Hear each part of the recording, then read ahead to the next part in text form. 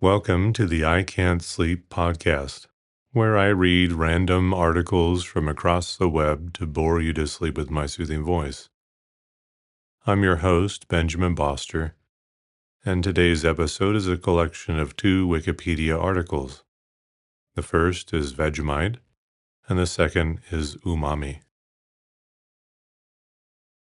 Vegemite is a thick, dark brown Australian food spread made from leftover brewer's yeast extract with various vegetable and spice additives. It was developed by Cyril Callister in Melbourne, Victoria for the Fred Walker Company in 1922, and it was first sold in stores on October 25, 1923.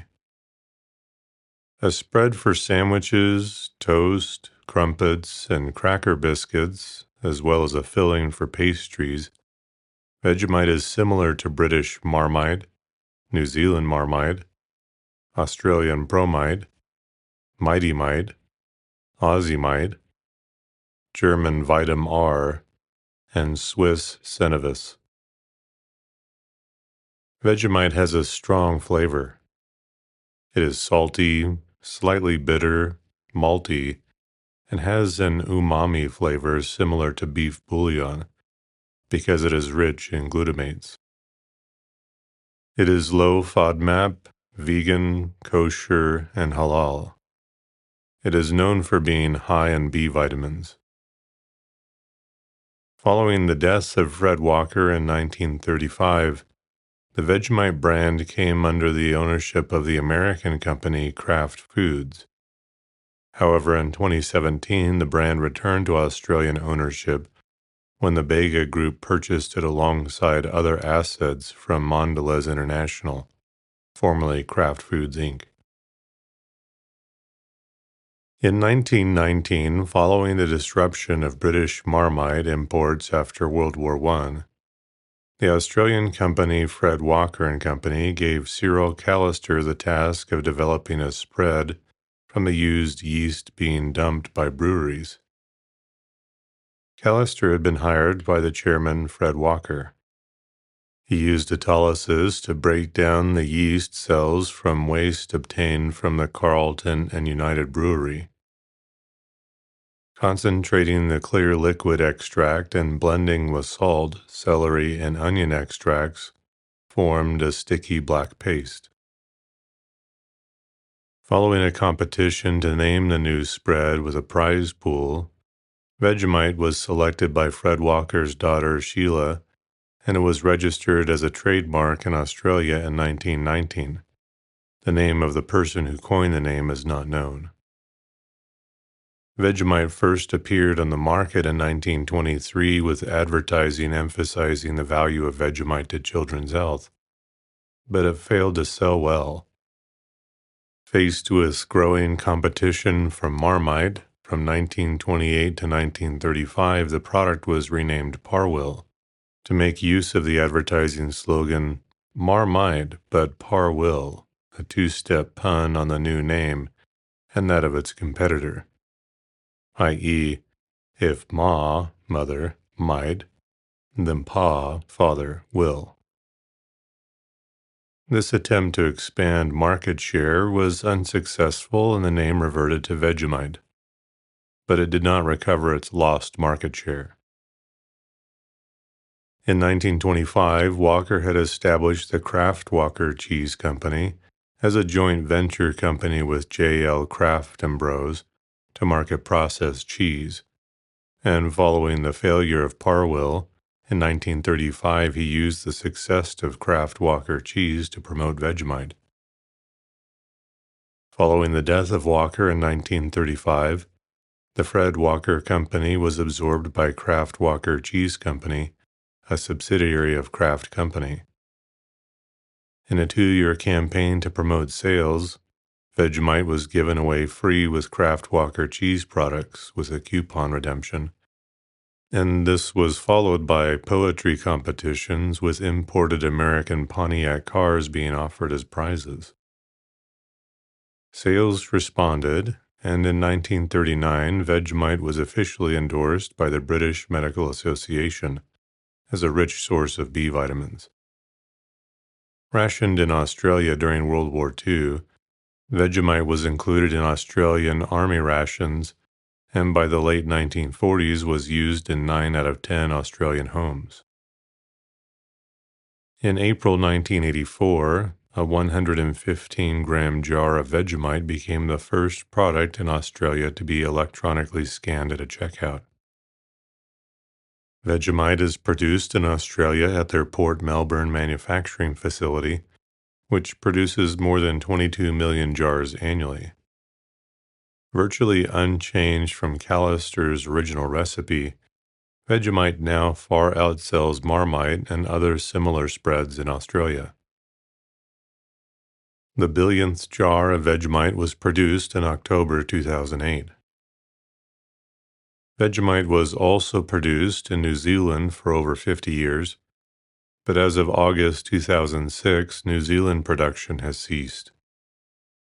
The New Zealand-specific version of Marmite remains successful there. The Vegemite brand was owned by Mondelez International until January 2017, when it was acquired by the Australian Bega Group in a $460 million agreement for full Australian ownership, after Bega would buy most of Mondelez International's Australia and New Zealand grocery and cheese business. A common way of eating Vegemite is on toasted bread with a layer of butter or margarine. Only a small amount of Vegemite is required due to its strong flavor. A Vegemite sandwich consists of 2 slices of buttered bread and Vegemite, but other ingredients such as cheese, lettuce, avocado, or tomato may be added. Vegemite can be used as a filling for pastries, such as the cheesy mite scroll, or it may be used in more exotic dishes. The official Vegemite website contains several recipes using Vegemite in foods such as pasta, burgers, pizzas, casseroles, and even ice cream.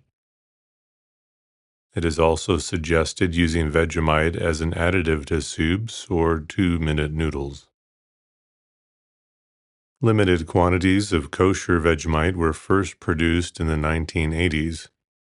A 2004 decision to cease certification was reversed after a backlash from Jewish consumers. Around 2009, Kraft contracted with the Kashrut Authority in New South Wales for their Kashrut supervision services, and by 2010, all jars and tubes of ordinary Vegemite were labeled with the authority's stamp. In 2010, Vegemite also received halal certification. While the makers of Vegemite have long claimed that Vegemite was suitable for vegans, it was not until World Vegan Day 2019 that it received vegan certification from the Vegan Australia Certified Program. A Vegemite nutritionist said that the spread had always been a fitting choice for vegans. Vegemite is a source of B vitamins, specifically thiamine, riboflavin, niacin, and folate, B1, B2, B3, and B9 respectively. The base version contains no vitamin B12, although both vitamin B6 and vitamin B12 are added to the low-salt formulation. The main ingredient of Vegemite is yeast extract, which contains a high concentration of glutamic acid, the source of Vegemite's umami flavor. Vegemite does not contain any fat, added sugar, or animal content. It contains gluten, a composite of storage proteins, as the yeast is derived from brewing. One 5-gram serving contains 173 milligrams of sodium, which is 8% of the recommended daily intake of sodium. Australia only defines low-salt foods, but by UK standards, Vegemite is classified as a high-salt content food. A low-salt version of Vegemite was introduced in September 2014. It has a 25% reduction in sodium content. The low-salt version is also fortified with vitamin B6 and vitamin B12.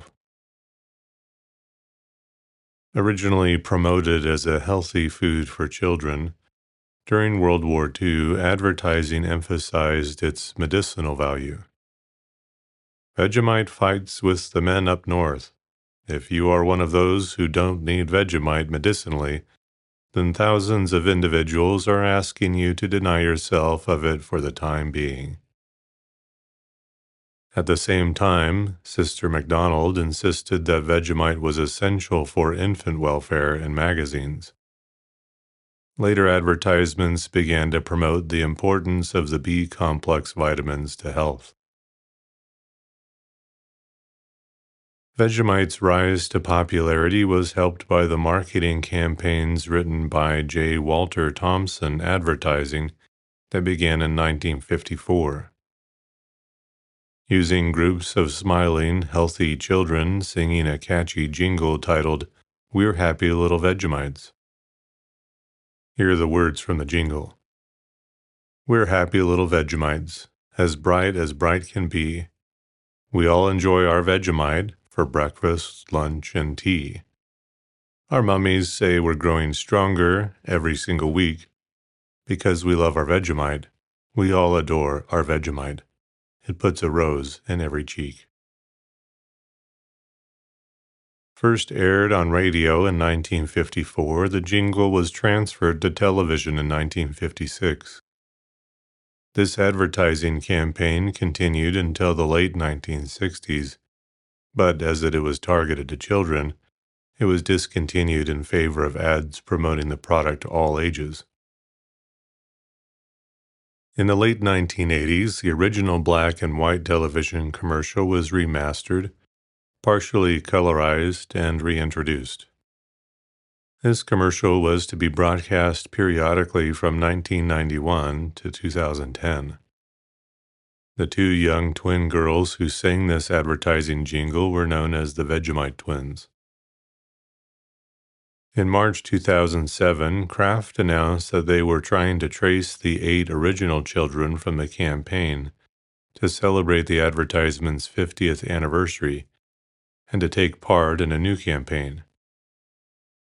The 1956 commercial was to be remade with the original children now grown, to forge a link between the new generation and the old ad.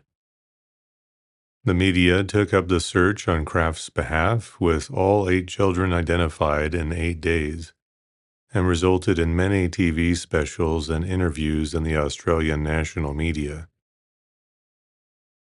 The 50-year reunion campaign won the Arts, Entertainment, and Media Campaign of the Year award at the November 2007 Asia Pacific PR Awards.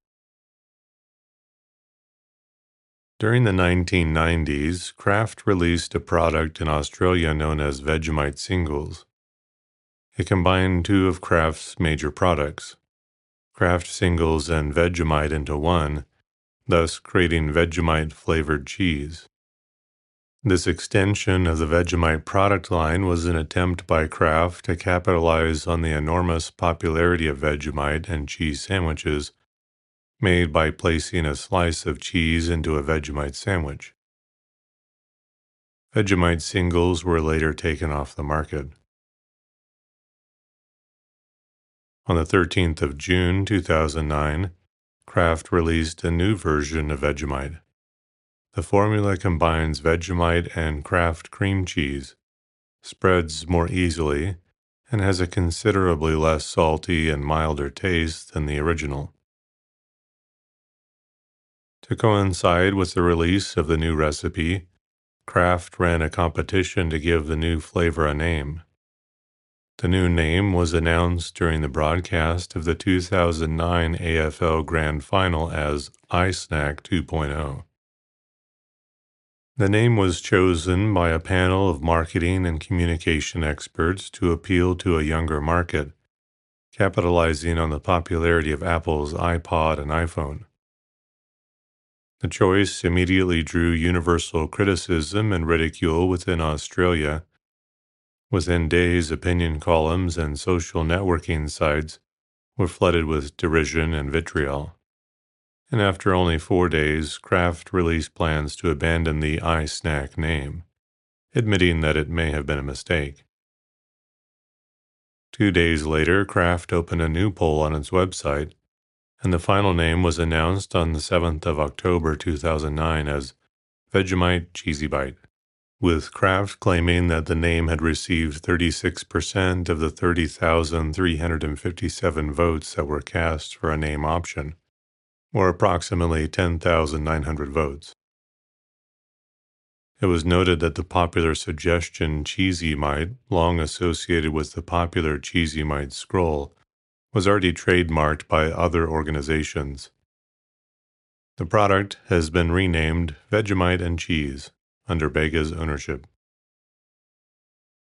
In 2011, Kraft Foods Australia launched My First Vegemite, a special formulation of original Vegemite for children aged older than 1 year. According to Kraft, the new formula has a milder taste and additional health benefits, including iron, B6, and B12 vitamins, as well as 50% less sodium, and was designed in response to consumer demand for foods with lower sugar and salt content, plus additional health benefits. Immediate reaction and media reports regarding the new formula were largely positive, but Kraft Foods Australia discontinued the My First Vegemite product line in 2012 due to poor sales performance. In April 2015, Cadbury announced that it was to release a Vegemite-flavored block of chocolate on the 1st of June. The chocolate block is Cadbury's Caramello block updated by mixing Vegemite with the chocolate. Critics describe the taste as similar to salted caramel with a pleasant umami aftertaste. Criticism varied from love it to tastes like they mix the caramel and Turkish delight filling with a lot of salt to needs more salt, with several tasters commenting that they thought the aftertaste was unpleasant. In 2017, a premium variety, Vegemite Blend 17, was released for a limited time. It promised a richer, bolder taste, but at double the price of the standard product. Other commercial products with Vegemite flavor include Smith's Crisps, In a Biscuit, Bagel Crisps, sausages, meat pies, and Arnott's shapes. In October 2006, an Australian news company reported that Vegemite had been banned in the United States, and that the United States Customs Service had gone so far as to search Australians entering the country for Vegemite because it naturally contains folate, a B vitamin approved as an additive in the United States for just a few foods, including breakfast cereals. The U.S. Food and Drug Administration later stated that there were no plans to subject Vegemite to an import ban or withdraw it from supermarket shelves. The United States Customs and Border Protection tried to dispel the rumor, stating on its website that there is no known prohibition on the importation of Vegemite, and there is no official policy within CBP targeting Vegemite for interception. The story of the ban later took on the status of urban legend. While Vegemite has never been popular in the U.S., it can still be purchased at supermarkets that stock imported food items. Following newspaper reports in May 2011 that Vegemite and Marmite had been banned and were being removed from shelves in Denmark, outraged fans set up several Facebook groups. In response, Denmark's Ministry of Food, Agriculture, and Fisheries stated that neither spread had been banned, but that the respective companies had not applied for licenses to market their products in Denmark. In 2004, Denmark had passed legislation prohibiting the sale of food products fortified with vitamins as a danger to health. Vegemite is banned in Victorian prisons, with the bans beginning to come into effect from the 1990s to prevent inmates from brewing alcohol using the paste's high yeast content, even though Vegemite contains no live yeast. Similar bans were proposed in 2015 for a number of dry communities in outback Australia, but they were not enacted. In popular culture, the Australian rock band Men at Work referred to a Vegemite sandwich in the second verse of their 1981 hit song, Down Under, from their debut studio album, Business as Usual. Umami, or savoriness, is one of the 5 basic tastes. It is characteristic of broths and cooked meats. People taste umami through taste receptors that typically respond to glutamates and nucleotides, which are widely present in meat broths and fermented products. Glutamates are commonly added to some foods in the form of monosodium glutamate, MSG, and nucleotides are commonly added in the form of disodium guanylate, inosine monophosphate, IMP, or guanosine monophosphate, GMP. Since umami has its own receptors rather than arising out of a combination of the traditionally recognized taste receptors, scientists now consider umami to be a distinct taste. Foods that have a strong umami flavor include meats, shellfish, fish, including fish sauce and preserved fish, such as Maldives fish, katsuobushi, sardines, and anchovies, dashi, tomatoes, mushrooms, hydrolyzed vegetable protein, meat extract, yeast extract, kimchi, cheeses, and soy sauce. A loanword from Japanese, umami can be translated as pleasant, savory taste. This neologism was coined in 1908 by Japanese chemist Kikune Ikeda from a nominalization of umai, delicious. There is no English equivalent to umami. However, some close descriptions are meaty, savory, and broth-like. Scientists have debated whether umami was a basic taste since Kikune Ikeda first proposed its existence in 1908. In 1985, the term umami was recognized as the scientific term to describe the taste of glutamates and nucleotides at the first Umami International Symposium in Hawaii. Umami represents the taste of the amino acid L-glutamate and 5 ribonucleotides, such as guanosine monophosphate, GMP, and inosine monophosphate, IMP. It can be described as a pleasant, brothy or meaty taste with a long-lasting, mouth-watering, and coating sensation over the tongue. The sensation of umami is due to the detection of the carboxylate anion of glutamate in specialized receptor cells present on human and other animal tongues. Some 52 peptides may be responsible for detecting umami taste. Its effect is to balance taste and round out the overall flavor of a dish. Umami enhances the palatability of a wide variety of foods. Glutamate in acid form, glutamic acid, imparts little umami taste, whereas the salts of glutamic acid, known as glutamates, give the characteristic umami taste due to their ionized state. GMP and IMP amplify the taste intensity of glutamate. Adding salt to the free acids also enhances the umami taste. It is disputed whether umami is truly an independent taste because standalone glutamate without table salt ions is perceived as sour. Sweet and umami taste share a taste receptor subunit, with salty taste blockers reducing discrimination between monosodium glutamate and sucrose. And some people cannot distinguish umami from a salty taste. Monosodium L-aspartate has an umami taste about 4 times less intense than MSG, whereas ibotenic acid and tricholomic acid, likely as their salts or with salt, are claimed to be many times more intense. Glutamate has a long history in cooking. Fermented fish sauces, garum, which are rich in glutamate, were used widely in ancient Rome.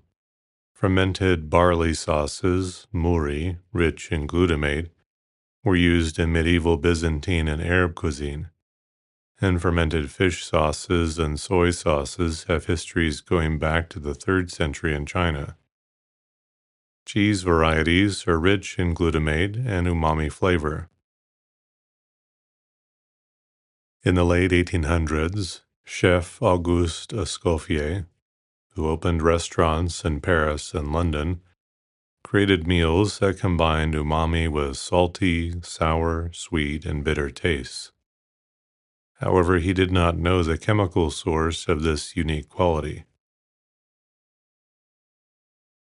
Umami was first scientifically identified in 1908 by Kikune Ikeda, a professor of the Tokyo Imperial University. He found that glutamate was responsible for the palatability of the broth from kombu seaweed. He noticed that the taste of the kombu dashi was distinct from sweet, sour, bitter, and salty, and named it umami. Professor Shintaro Kodama, a disciple of Ikeda, discovered in 1913 that dried bonito flakes, a type of tuna, contained another umami substance. This was the ribonucleotide IMP. In 1957, Akira Kuninaka realized that the ribonucleotide GMP present in shiitake mushrooms also conferred the umami taste. One of Kuninaka's most important discoveries was the synergistic effect between ribonucleotides and glutamate.